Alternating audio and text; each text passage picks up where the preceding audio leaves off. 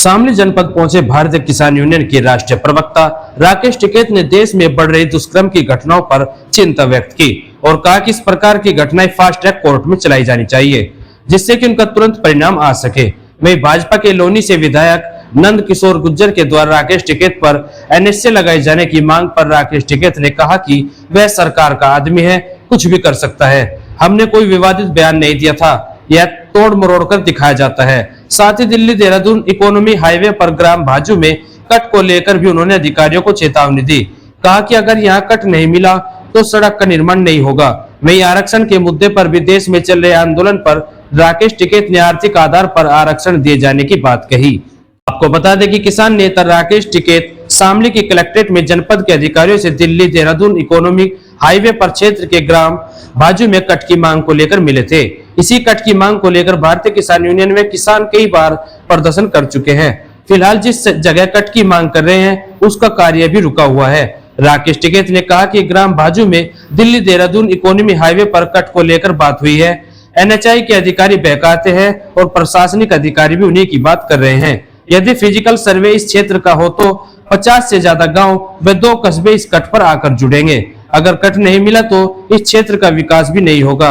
वे इस क्षेत्र के व्यक्ति पूरे देश के किसानों की लड़ाई लड़ते हैं। अगर हम अपनी लड़ाई न लड़ पाए तो क्या होगा? अधिकारियों को इसका समाधान निकालना है। बुंदेलखंड हाईवे पर भी इससे कम दूरी पर कट दिए गए हैं। इसका रास्ता अधिकारी ही निकालेंगे, बिना कट के यहाँ काम नहीं चलेगा। अधिकारी डीएम साहब शामली और प्रशासनिक अधिकारी यहाँ पे थे। भाजू कट की बाबत बातचीत हुई।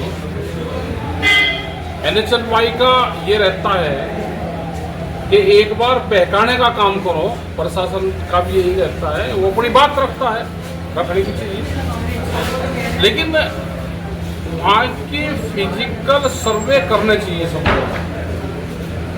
उसमें करीब 50 गांव से ज़्यादा गांव पड़ेंगे, 2 उसमें कस्बे लगेंगे और वो पूरा एक क्षेत्र है। अगर कट नहीं होगा तो उसका डेवलपमेंट नहीं होगा, उसका विकास ये तो यहाँ पे कट जरूरी है। यही हमने अधिकारियों को कहा और ना वहाँ के लोग मानेंगे। और ये पूरा वो क्षेत्र है जो पूरे देश भर में किसानों की लड़ाई लड़ता है। ये वही क्षेत्र है, अपने यहाँ पे वो अपनी लड़ाई ना लड़ पाए, वो नहीं तो इनको ये बताया कि रास्ता आप निकाल दोगे, यहाँ पे उतार चढ़ाव कैसे आप दोगे वो ये बताएंगे। इन्होंने कहा कि 6 किलोमीटर की दूरी है। बुंदेलखंड एक्सप्रेसवे पे इससे भी कम दूरियां हैं जो वहाँ पे कट लगे हुए हैं, और जगह भी है। तो यहाँ पे जो रास्ता है वो अधिकारी निकाल लेगा और बगैर उसके यहाँ पे काम चलेगा नहीं। अच्छा बाबू जी, बात की जाए देश में जैसे हॉस्पिटल हो चाहे कॉलेज हो, यानी बड़ी कहीं पे भी हो, बसों में भी हो, तो क्या मांग करते हैं कि किस तरीके ऐसे अपराधियों को क्या सजा मिलनी चाहिए? हिडेंस क्राइम है ये,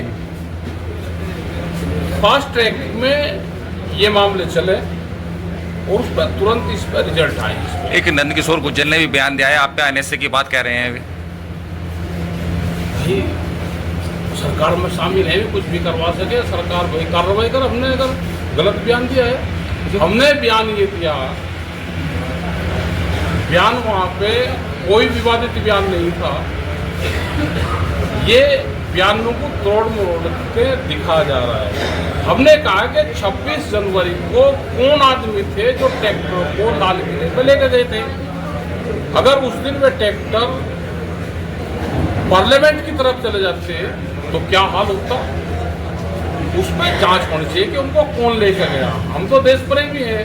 26 जनवरी थी, हमने और जो प्रशासन के बीच में, दिल्ली सरकार के बीच में, भारत सरकार के बीच में एक समझौता हुआ था कि ट्रैक्टर किस रूट से जाएंगे, उन रूटों का उल्लंघन करा गया है। इसकी एक जांच हो जाए, कोई भारत में एजेंसी हो तो इसकी जांच जरूर कर दे, क्योंकि भारत सरकार इस कटघरे में आएगी। अच्छा, इस पे आरक्षण पे लेके बवाल मच रहा है, भारत बंद का भी आह्वान किया गया, कुछ ने किया कुछ ने नहीं किया, इस पे क्या रहेगा? देखो, आरक्षण तो है भाई, ये ब्राह्मण है, ना आरक्षण नहीं, गरीब ये भी है। आरक्षण तो आर्थिक आधार पे ही, कि आर्थिक आधार पे आरक्षण होना चाहिए। हम तो इस पक्ष के हैं, लेकिन वही सभा पक्ष की ज्यादा है। अब ये ठाकुर और ब्राह्मण कहाँ जा, गरीब तो ये भी है।